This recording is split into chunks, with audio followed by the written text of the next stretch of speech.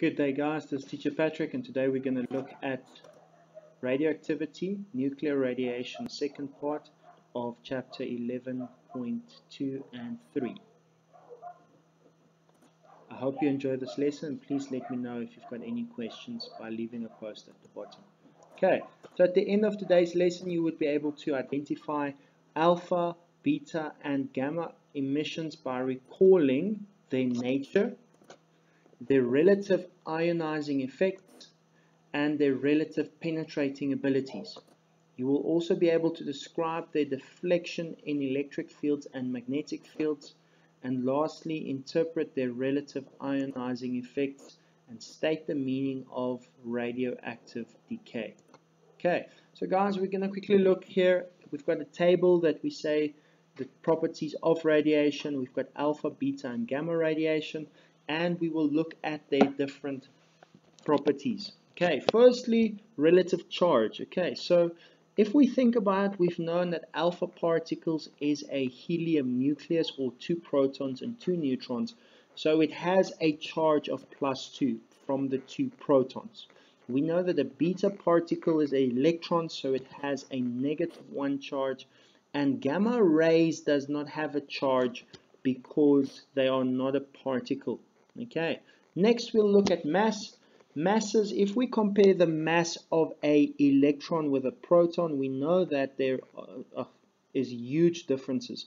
So if we have 2 protons and 2 neutrons, we have a very heavy alpha particle and almost insignificantly sized beta particle compared to the alpha particle. And then once again, guys, because the gamma ray is not a particle, it has no mass, so therefore we don't look at its mass. Okay, now we would look at the range, how far they would be able to move. Firstly, if we look at the range of a alpha particle, it only travels a few centimeters, and we'll discuss why just after this. Okay, beta particles can travel a few meters, and gamma rays travels kilometers far. Okay, very far. So firstly, the ionizing effect. We've looked at how these particles interact with air.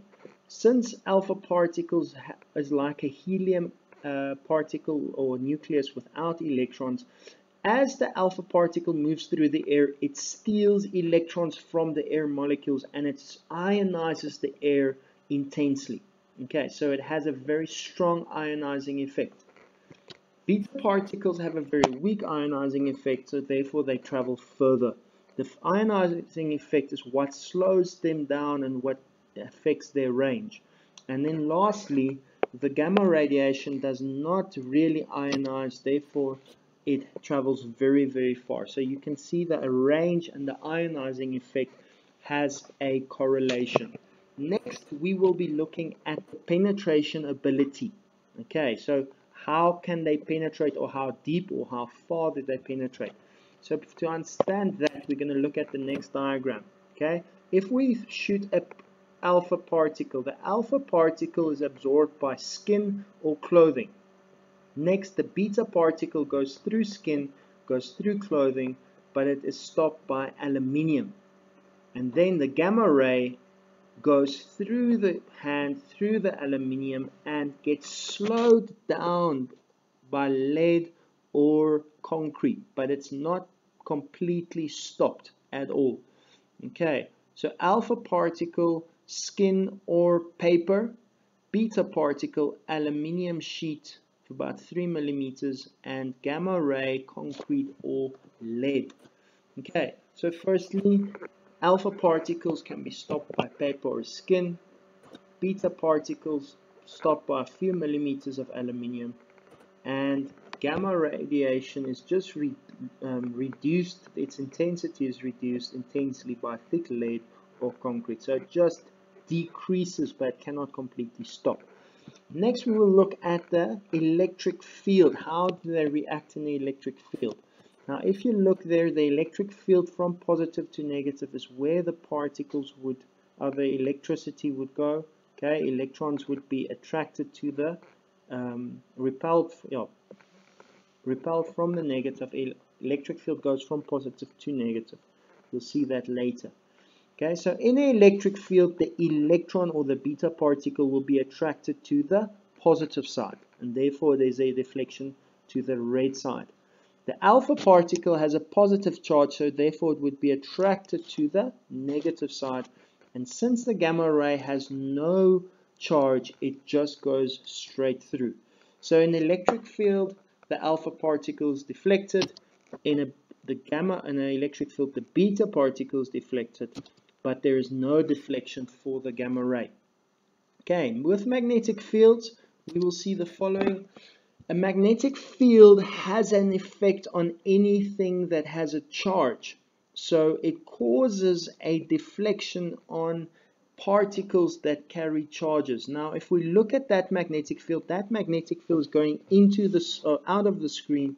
It is like the tip of an arrow point coming towards you. We discussed that the other day.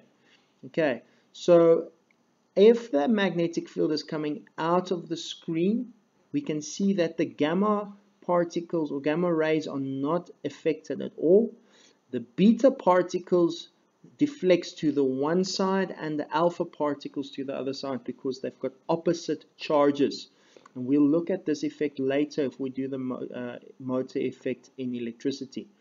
You can see though that the beta particle is deflected more than the alpha particle.